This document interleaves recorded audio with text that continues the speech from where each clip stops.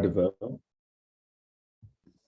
She is Chief Marketing Officer of Wildcard Creative Group, Managing Director of the company's Content Studio 3AM and Strategy Division at Insights at Wildcard, and an award-winning brand and entertainment marketer. Devoe joined Wildcard as Chief Marketing Officer in 2018, bringing brand marketing principles into the entertainment marketing process, and added Managing Director of the company's Creative Content Studio 3AM and the Audience-Focused Strategy arm at Insights at Wildcard to her responsibilities in 2020. So Tara joined Wildcard Creative Group from BBDO New York, where she led the marketing team focused on business development, partnerships, and agency branding. Her leadership on campaigns for brands like PepsiCo, HBO Max, Electronic Arts, Johnson & Johnson, TNT, National Geographic, and Kraft earned her team over 200 creative awards. With a career spanning across brand, entertainment, and tech, Tara's experience and expertise has uniquely positioned her to continuously innovate in an ever-evolving marketing landscape. And although she calls Brooklyn, New York her first love, she now resides in the sunny Los Angeles, California. So with that being said, we'd like to welcome Tara. Hi there. Thank you for having me. Should we just get started? Should I just jump in? Yeah. All right, let's do it. So I'm going to share my screen. Hold on.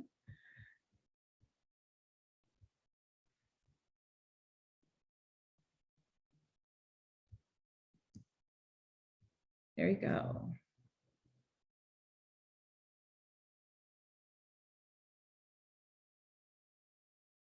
Okay. Can everyone see that?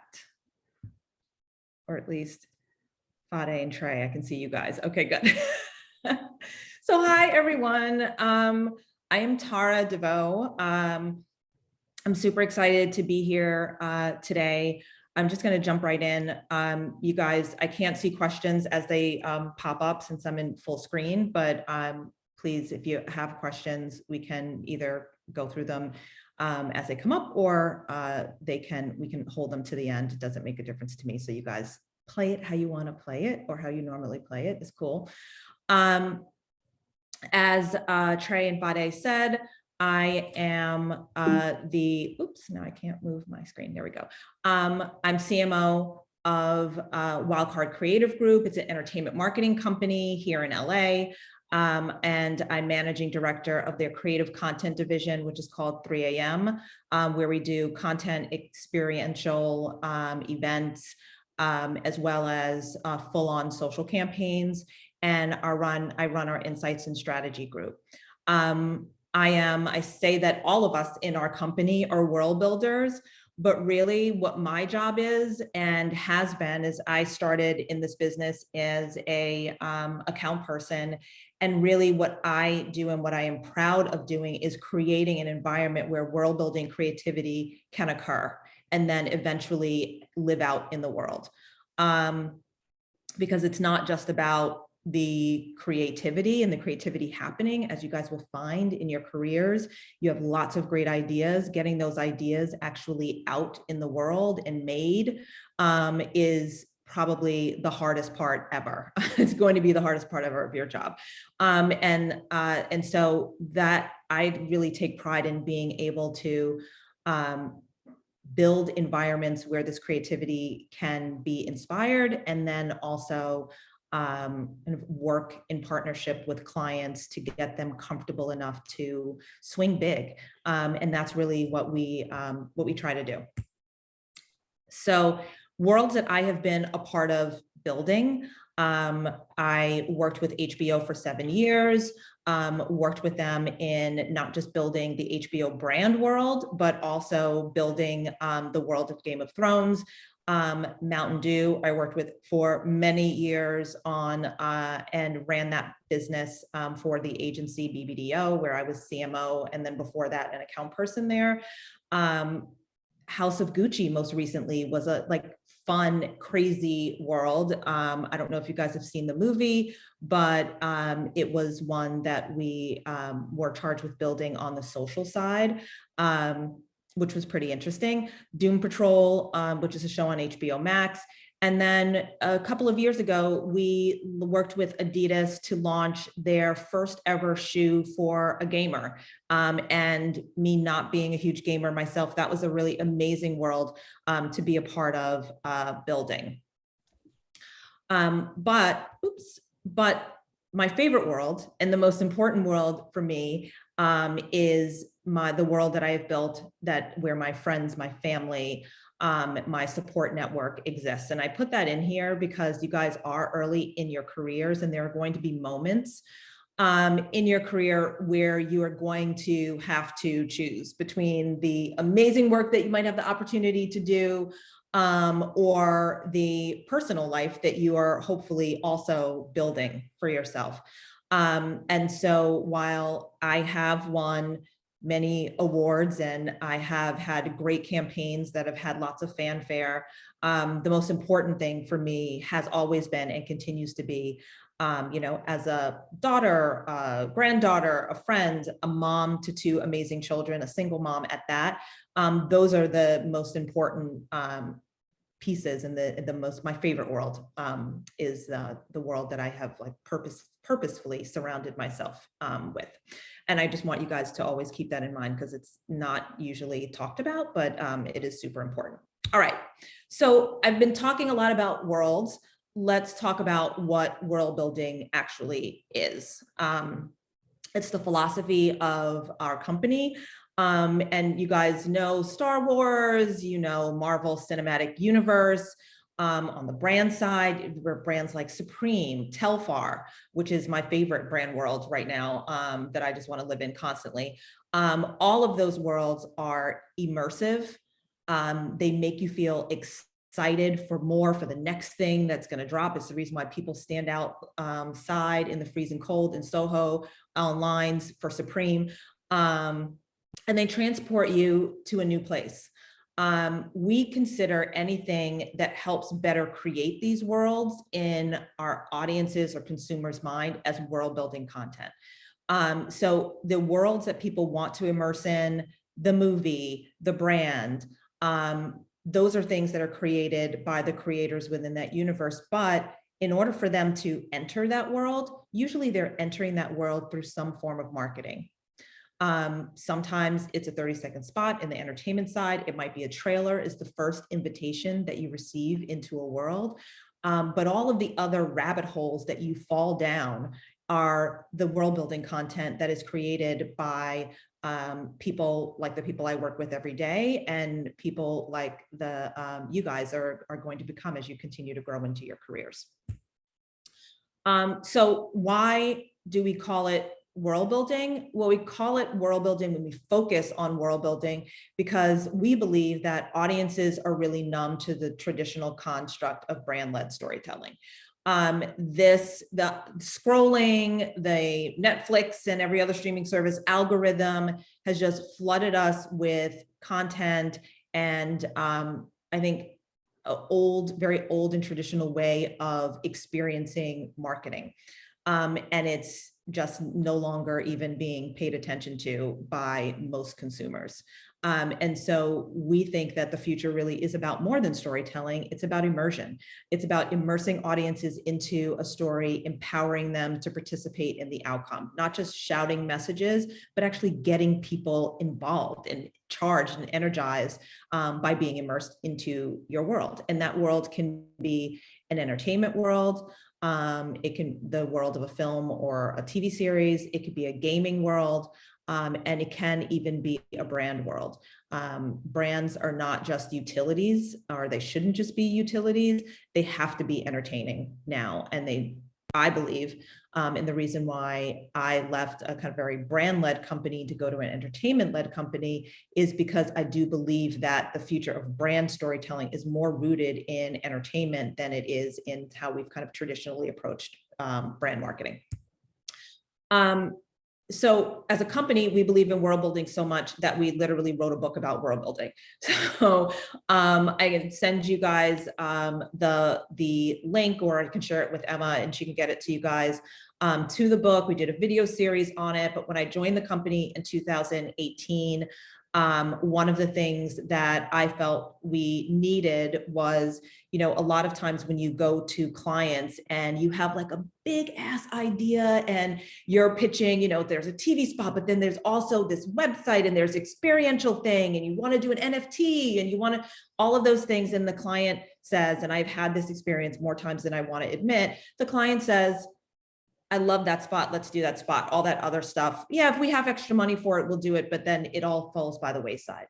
But those are the pieces that actually engender fandom, that actually get people to want to not just hear your message, but experience your message. And so I wanted to try and quantify why this idea of world building was so important. And so we embarked on a whole research study where we did a ton of ethnographies. We did a national survey. We did focus groups in Austin, Charlotte, and Minneapolis, not in New York and LA. So we actually got to talk to real people. We did interviews with people who had actually built worlds.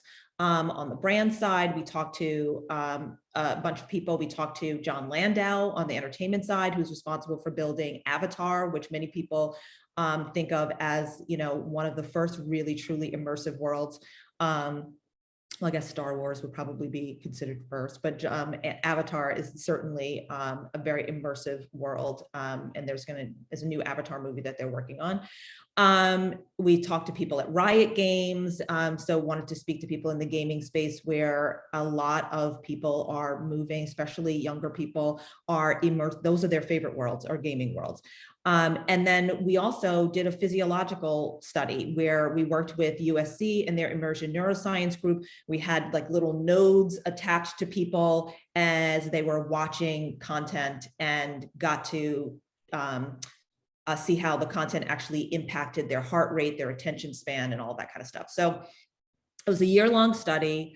And it was a lot of fun and then a real pain in the ass to kind of write it up. So what did we learn? We learned, one, a lot of our clients, a lot of the clients that you guys are going to be talking to are like, nobody's really interested in that. Most of our consumers they just want the basic stuff. That's not true.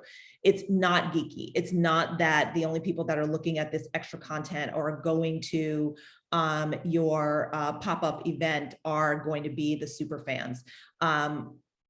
Immersion into worlds is a very mainstream behavior. It's not just the Comic-Con, cosplaying basement folks that we tend to stereotype people as.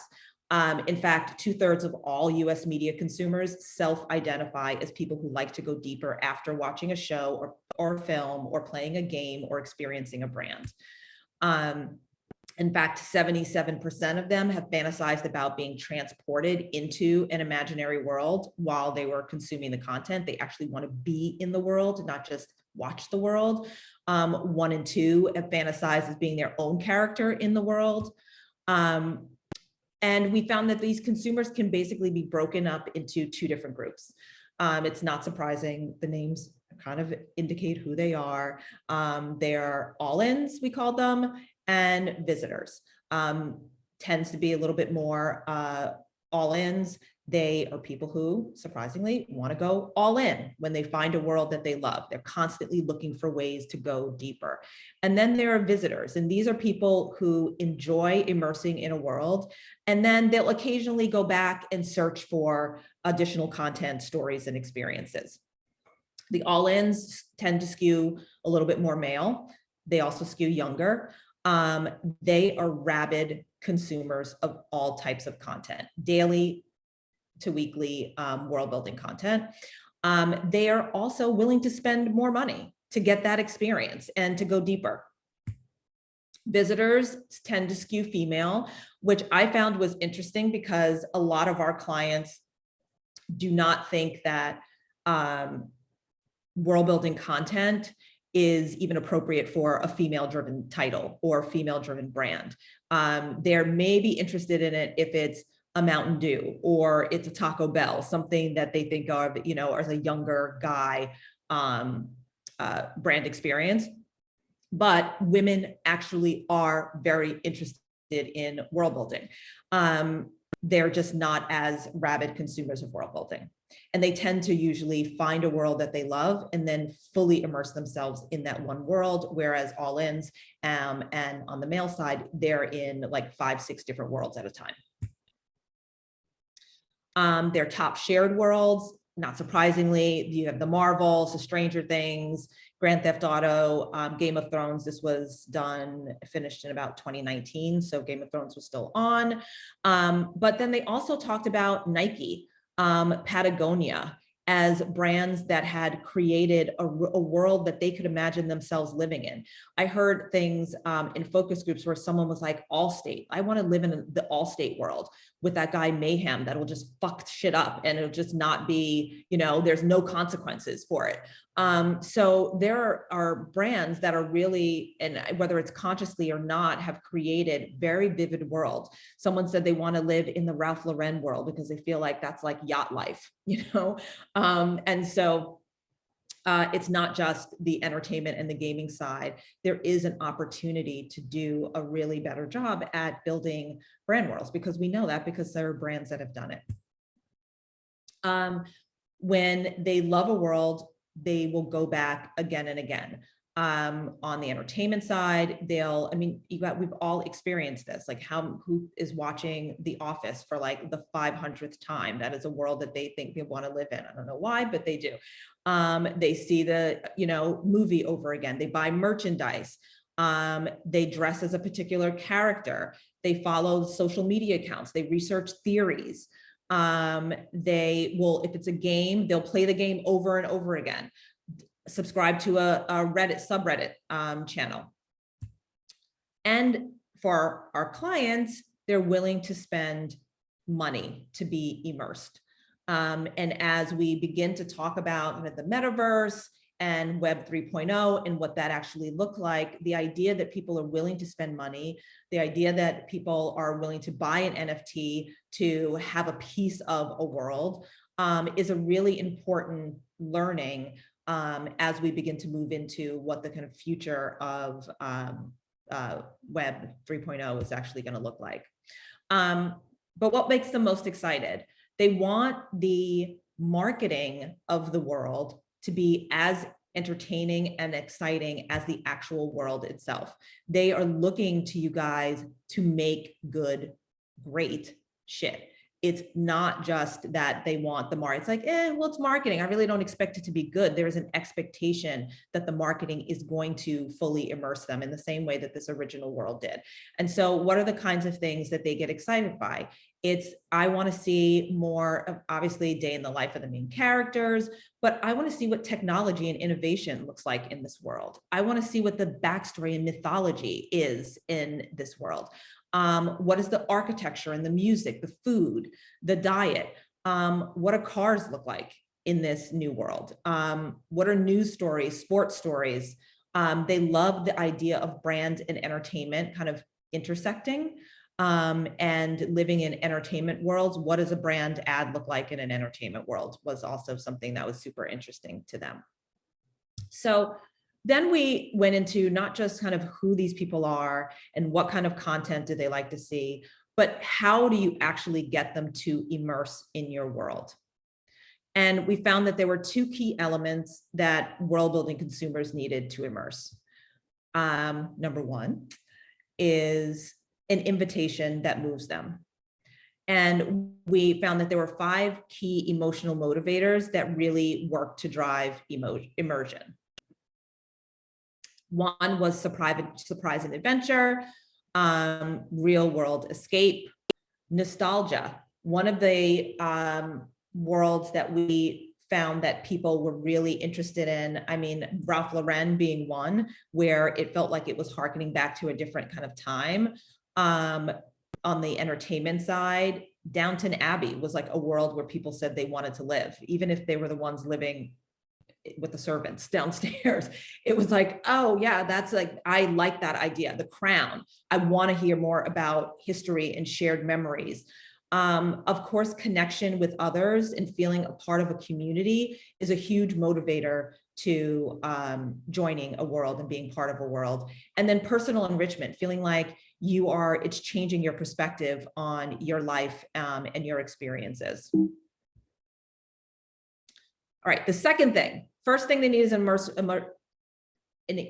emotional invitation.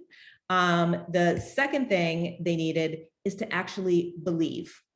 And belief is super important in how we actually create work. We create work with this idea of building belief. And so we talked to this guy, Peter Chernin.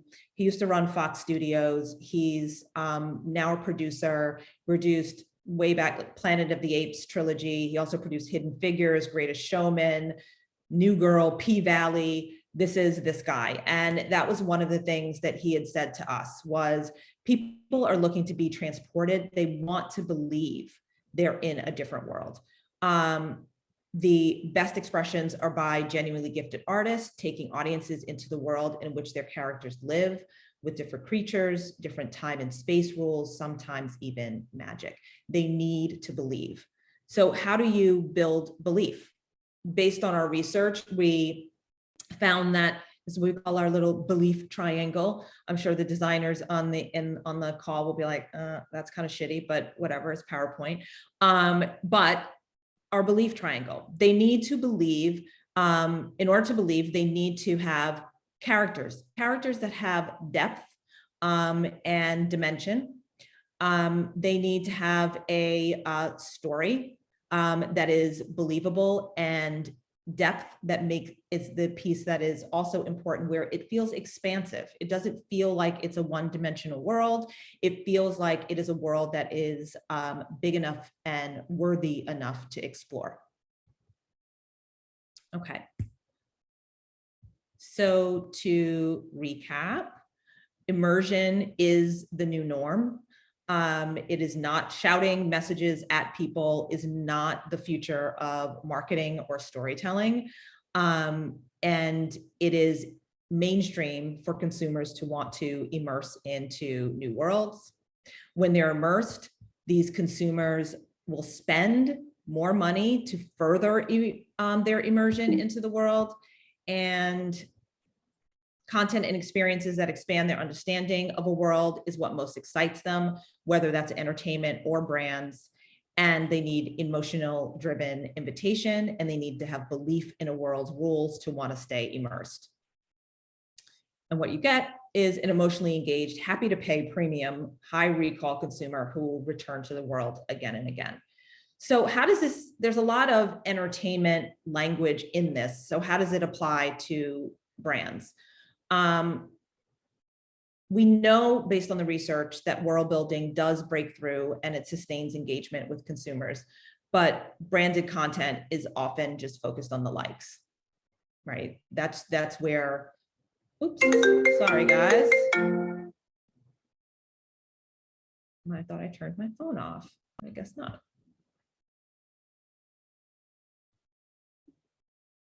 One second.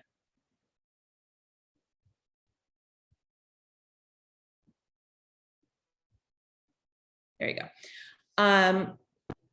So yeah, so we know that it's often just focused on the likes, and it's focused on short-term success.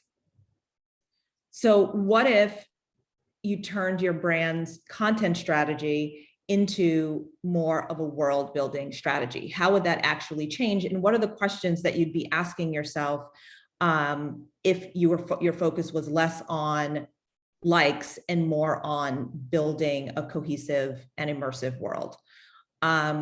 You'd be thinking about your audience differently, right? A great brand world is a place where your audience already wants to go. If you think of a Red Bull, a Nike, a Supreme, these are places where the audience has decided they want to be. And so your audience or your consumers are becoming citizens of your world.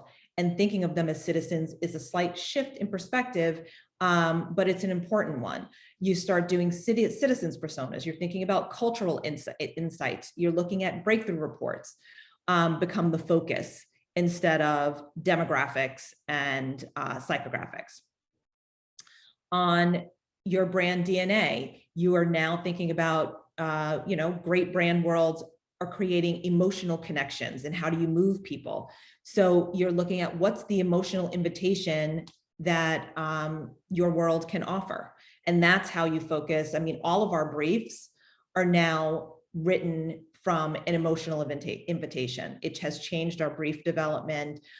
We do world building workshops with clients where we actually take them through kind of a 2-day experience in learning more about their brand and the world that they want to create for their brand. That obviously turns into messaging strategy. And then the kinds of stories that you tell as creators become very different, because they're about building this world. There's no necessarily a beginning and an end to the story. It really is about the endless possibility of the world. If you remember, in order to build belief, you need depth. You need to show that the world is expansive. And so it's the questions that you ask yourself about where will your brand world take your citizens? And it changes the storytelling concepts that you're developing, the campaign architecture and rollout. Instead of, the your Instagram presence and your experiential IRL kind of footprint being completely separate, those things are all part of a bigger world and have an interconnectivity that they didn't necessarily have before. And so that's it. That's kind of how we build worlds. That's the learnings that we have developed based on the work that we've been doing. And we're really excited to kind of bring it to, continue to bring it to the world. We're continuing to learn more as technology begins to change and new things begin to, whether it's VR, AR, and other new technological possibilities kind of are presented to us. It's exciting for us to be able to explore that and explore this philosophy in those places. Oh, Joe. Go for it, Joe. Oh, hi, sorry. Hi, Tara. Thank you so much for your presentation. I'm just like buzzing with excitement right now. It's such a brilliant concept that world building can go beyond, TV shows, films, video games, that sort of thing. Because I think you really identified and verbalized something that I feel like probably a lot of us feel with brands that we really connect with as they sort of built this world, so to speak. I guess my question for you is, I have two. One being, do you think there are brands that just, or certain products and services that maybe have greater difficulty with world building?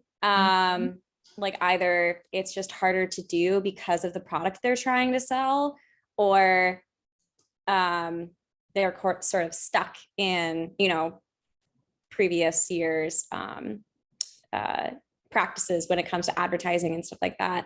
And sort of the follow-up to that question is sort of, what is your advice to those brands or products and services to get them to be better world builders, whether it's they have difficulty building that world or selling what they are trying to sell within that world, or however you see fit. Yeah, we had a conversation with MetLife, and it was really interesting as we shared this presentation with them.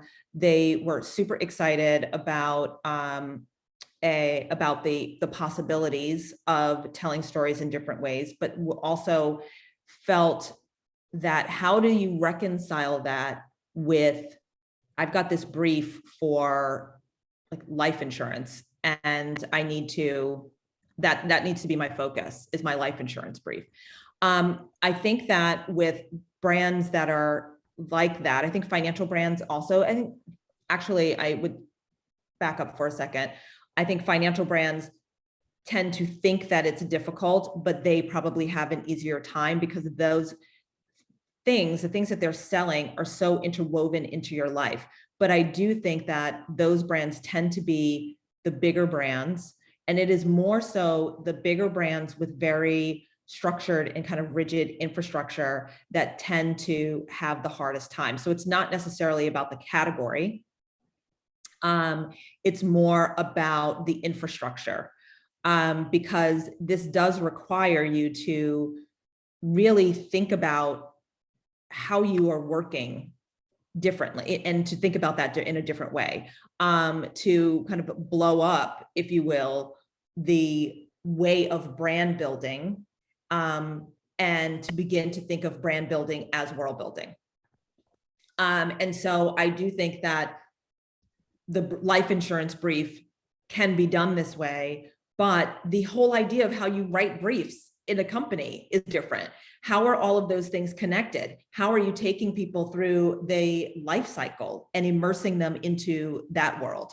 A world that is completely relevant to all of us as we are going through it ourselves. So, our response to them was very much like, that's an awesome and exciting brief, but it's not a singular brief. You do have to really change your way of thinking, and not everyone is willing to do that. So I think that is really the hardest part, not that you can't do it in a particular category, but that it does require you to kind of blow things up a little bit and put them back together again, for some categories at least, or companies. Thank you so much. I really appreciate it. Sure. Shoshana has a question as well. Hello. Hi. Amazing presentation. You had talked a little bit about how when you'll pitch all the content you want to do for a campaign, they'll go with the more traditional stuff, and then events or activations will sort of be pushed to the side. With COVID and the internet rising with Web3, do you see the future of physical activations like going down or shifting, or like where do you see that space moving to? Yeah. Well, first, Shoshana, tell me, and I'm sorry I didn't ask Joe, but tell me what you what's your area of study? Oh, I'm a strategist, and so is Joe, actually. Oh, okay. All right, cool. So I think that events, what we are seeing, at least from 2020 until even last year, we had this whole big kind of pop-up thing we're doing with Netflix for a documentary that they were launching, and it was super exciting. We were selling this like NFTs, NFT sales that was going to happen with physical merchandise, and it was really, really cool. And it was last July, or it would have launched last July, and they were very excited about it, but COVID started spiking again and things started to go away. I think as the world begins to adapt to this new way of life, I do think IRL events are coming back. Clients are including them in their briefs more and more. We have an activation that hopefully be launching at South by in March. So yes, I do think that there's going to be a resurgence in the same way that people are excited to go back to concerts and comedy events and that kind of thing. I do think that there's a need for brands to create exciting kind of IRL experiences. That said, just because it's an IRL experience doesn't mean that it can't be like technologically innovative. And so we are seeing that there are a lot of questions that are being had. I mean, right now, sometimes those things are a bit cost prohibitive. But like everything else, someone's going to figure out how to do it cheaper, and then there will be an explosion, and you'll have VR and AR stuff all the time. And then apparently that's where we're going, as we're moving to things are going to be, we'll all be experiencing things in the metaverse. But I hope, it's my hope as like the, old person in the room, that this idea of physical connection is still going to be important. I mean, what we have found in our research is that community is one of the biggest, motivators to people wanting to kind of be immersed in content. And so it's not just community on, our phones or in chat, but real life community. And I do think that that's one of the positive impacts of COVID, is that people realize we kind of need each other and need to see each other and, touch each other. All right, thank you so much. Sure. So we have a question from Jemima as well. She said, if possible, would you mind sharing the creative process from ideation to creation behind building an experiential marketing for a particular movie or product? Is there a lot of research, design sprints, or something else? And what is the workflow between the art directors, UX designers, strategists, and et cetera? Wow. Okay. I may, let me write that down. So A little loaded, yeah. So creative ideation process for what for a film? Mm-hmm. And yeah, so it depends. So sometimes we have the privilege of working on a project really, really early on. We do some consulting as a company with financiers, and they will bring us scripts and ask us to read the scripts and give them initial thoughts. And we will sometimes work on something before it's even fully been shot. And we'll give a perspective on who the audience is and how the project kind of fits into culture. And what are some of the key themes and areas that should be explored from a marketing standpoint. So sometimes that happens super, super early on. And those are really exciting projects because your mind is already starting to work about the kinds of creative that you could be developing. Most times we get brought into a project after it's already been shot. It's like, here's the movie. Yes, they're still kind of working on different aspects of it, but for the most part, it's baked. The show is baked. And from there, we're working with the project as it is. If we look at Doom Patrol, for example, that was already in the can. Season, we worked on season 3. Season 2 had been cut short, and there was never a finale because of COVID. And so the fans were, incensed that they kind of got shortchanged. And so we began understanding the audience. It was a title we had not worked on previously, but it was a title that HBO felt like had a lot of kind of possibility and a very small but rabid fan base. How do we actually build out that world further? So it does start with a lot of collaboration with the client, a lot of data kind of from them on the audience. And then what our job is to connect all of that kind of client understanding about the property and everything, and merge that with our understanding of culture. So that is a huge part of kind of what we do, is that if we're thinking about the world, then the world is kind of a merging of this fictional world with what is happening in the real world. And so understanding those connections is extremely important part of our process, and people want to immerse in something that is new but yet familiar. So how do we kind of make that balance? So that it becomes a big part of our process early on, is working with strategy, and creative working directly with strategy.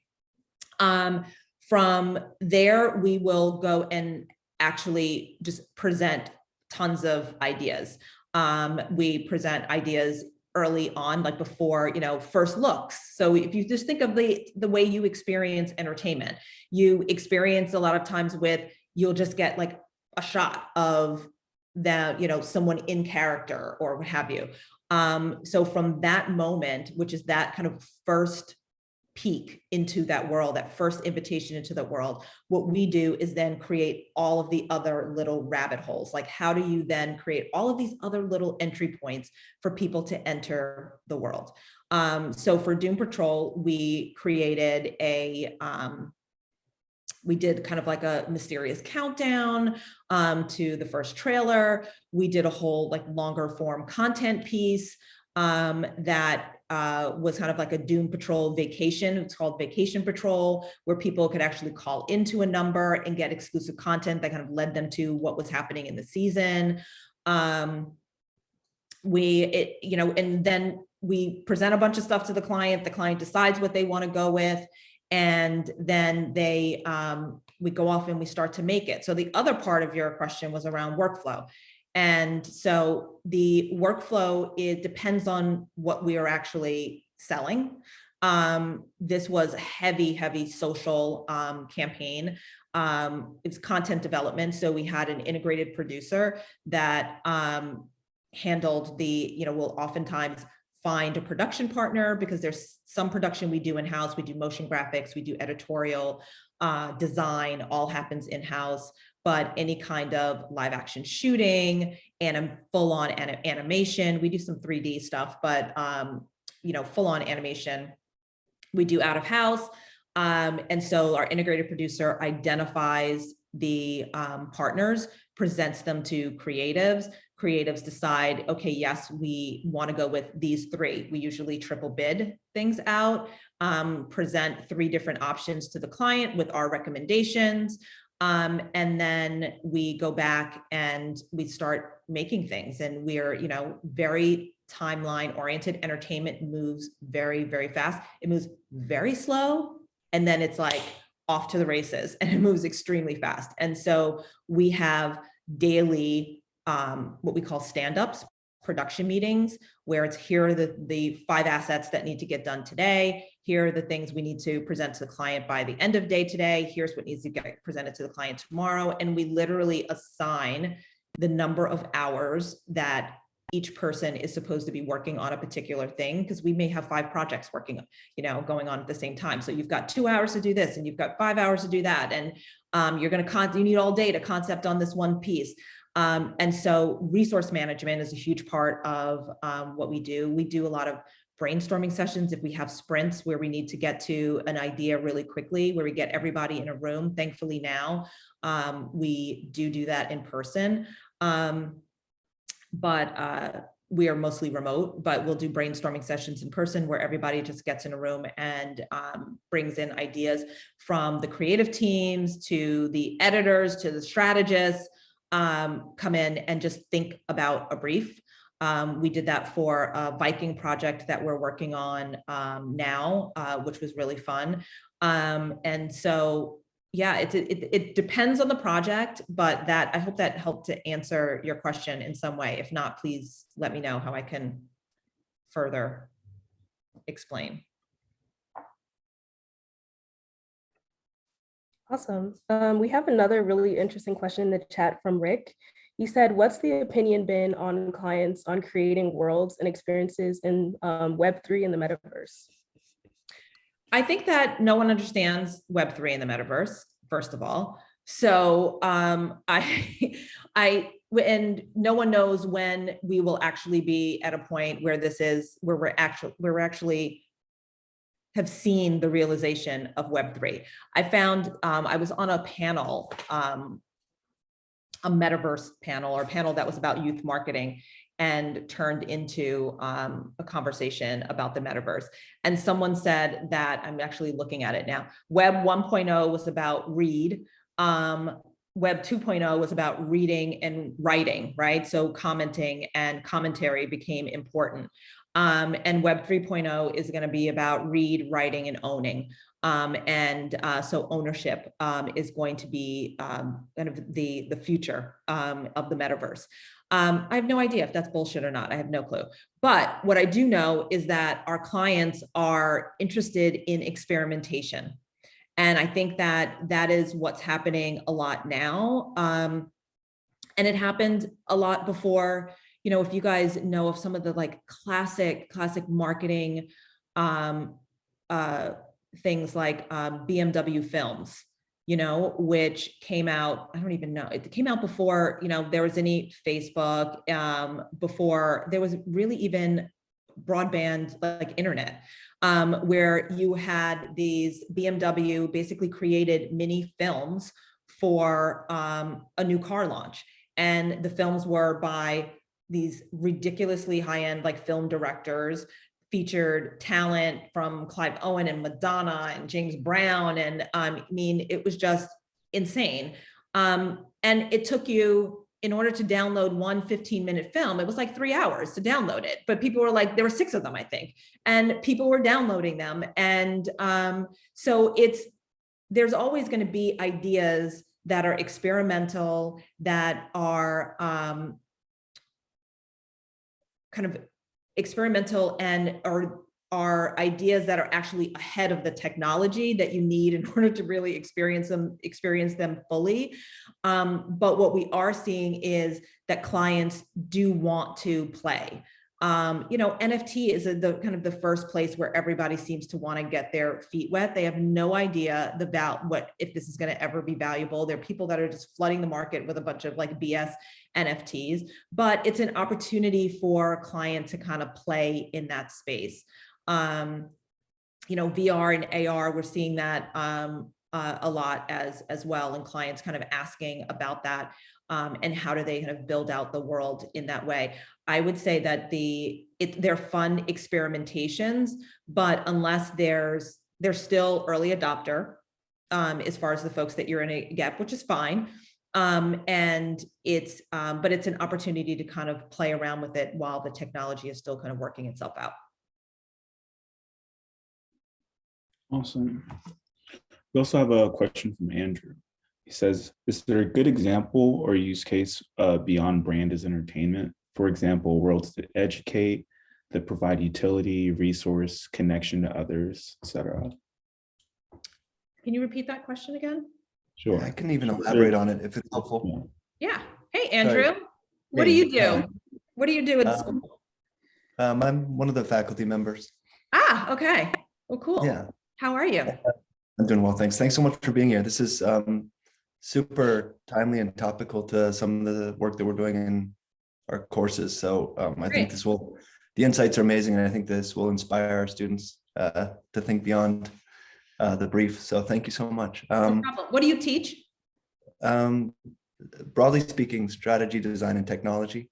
Okay, cool. Yeah, but focus on design and technology and looking at more participatory brand engagement models.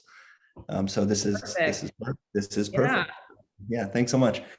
Super quick. The question is, and it might be brands that operate outside of the entertainment category, or it might be brands that very specifically have a goal that extends beyond just entertaining their fans, into maybe like teaching, using world building to teach, or using world building to actually create utility or even connect people. So are there maybe, because we get so many examples from entertainment, but are there any non-entertainment examples that you would hold up as illustrative of the opportunity here? Yeah, I mean, I would say Patagonia, I mentioned that a little bit as a brand that consumers came to us and said, this is a world that I want to live in. I think that their focus on the environment and in making the world a better place is very far away from kind of the entertainment, lens. It is altruistic, but the reason why, because there are lots of people that have certain messages, that they haven't necessarily done a great job of creating a world. But I think that there are very clear rules of Patagonia's world. There are do's and don'ts. You are very clear on who the citizens of Patagonia, you see someone wearing a Patagonia jacket and you're like, oh, I know what that person's about, and for all the good of it. And so I think that they're super clear on the citizens. For the people who are in that world, they believe in that world. They understand the characters of the world. They feel like this world is expansive. And so that, to me, Patagonia I think is kind of the gold standard of a brand creating a very rich and expansive world for their citizens. So that would be my favorite. Awesome. Thank you so much. That was a great example. Yeah, sure. And I think we have time for one or two more. Our next question is from Cameron. They asked, which brands has the most refined world built around it? Is there anything remotely compared to like UMC, Star Wars, Shrek, etc., specifically for a brand? Well, Patagonia, one. I also think Red Bull. So we move out of the like doing something good for the world, but but I do think that Red Bull has a very, very clear world. Their experimental brand, which I think is a lot of fun.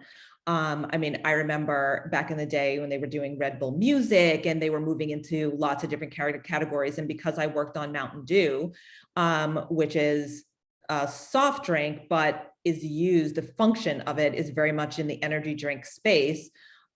We paid a lot of attention to what Red Bull was doing. And I think that moving from, their Red Bull gives you wings, kind of a line art type of at work that felt very iconic. They took those 15, 30-second spots really were an invitation into such a bigger and more immersive world. And then move that into, jumps from space and all of that other kind of extreme stuff. And became a kind of cultural touchstone for many people in, that generation. So I would say Red Bull is another one that I find really interesting. I think that they still have an experimental spirit. And so, yeah, you don't hear too much about them anymore, but I think that one is a great one. I think that there was some of the work that Canada Goose was doing I thought was really interesting, although it hasn't kind of borne itself out. They had started with kind of shorter films and moved into that space. But it seems like, there's a lot of turnover in marketing departments. And so in order for you to really do this, there has to be at the top, and this is why I think Patagonia is just kind of so interesting. There has to be a belief at the top in what the world that you're creating is. Another one that I love is Airbnb. I think Airbnb has done a really great job of creating, I'm gonna stop sharing for a second, in creating a world for themselves that I find super fascinating. And people who are, there are hotel people, you go to a city and you stay in a hotel, and there are Airbnb people, and those people are not the same people. There are, Airbnb people are very much about, I want to explore the culture and the city that I am in. And Airbnb cultivates that. And so I do think that they have done the early work of building out a world.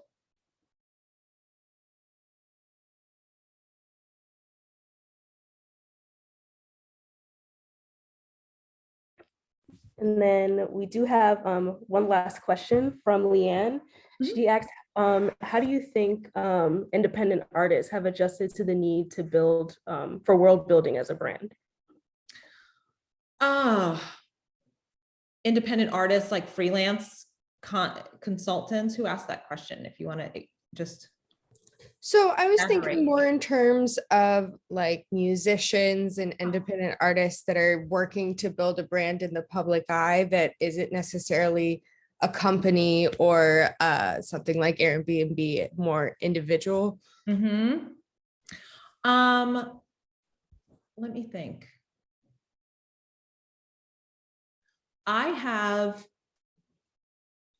There's this artist, and I don't know if you guys have necessarily heard of her, but I'm completely in love with her, Alexandra Bell. And Alexandra Bell was a journalist who became an artist. And her work I find just completely interesting because her world is all about injustice and the media industrial complex and how it has oftentimes slanted how we see the world. And so I think that there's the role of independent. There's another artist I'm thinking of now, Umar Rashid, who goes by like Frohawk two feathers, who's insane.